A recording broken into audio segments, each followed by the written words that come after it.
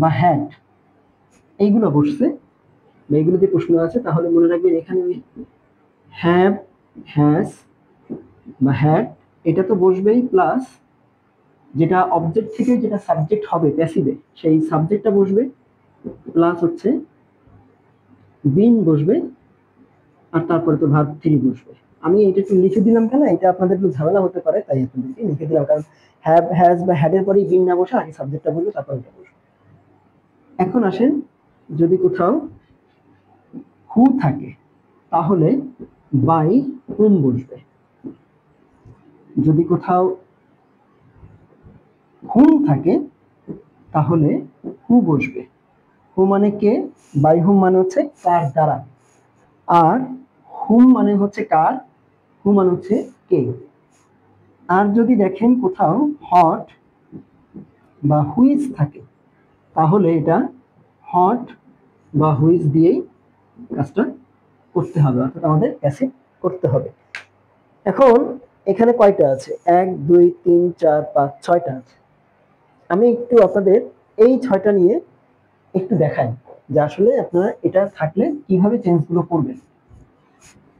দেখেন তাহলে এগুলো খুব বেশি আসে আপনাদের পরীক্ষাগুলোতে, যেহেতু এই ইন্টারোগেটিভের থেকে ভয়েস চেঞ্জটা করতে একটু ঝামেলাই হয়। একটু খেয়াল রাখবেন কি কি জিনিসগুলো আসে এবং সমস্যাগুলো কি থাকে, আপনারা কি কি সমস্যা ফেস করেন, এটাই আমি এখানে তুলে ধরবো। যেমন দেখেন ডু বা ডাজ বা ধরেন আমি যার দিয়ে যদি কোনো প্রশ্ন থাকে, যেমন আমি যদি এরকম বলি do you need this now, তোমার কি এখন এটা প্রয়োজন, ইউ নিড দিস নাও।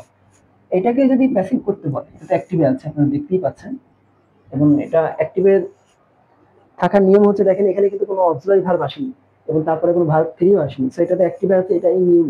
এভাবেই দেখলে আপনারা বুঝতে পারবেন, আপনাদের কিন্তু লেখা থাকে না যেটা প্যাসিভ করো, লেখা থাকে ভয়েস চেঞ্জ করো।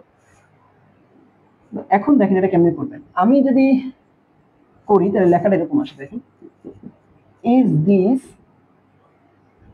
Needed by you now.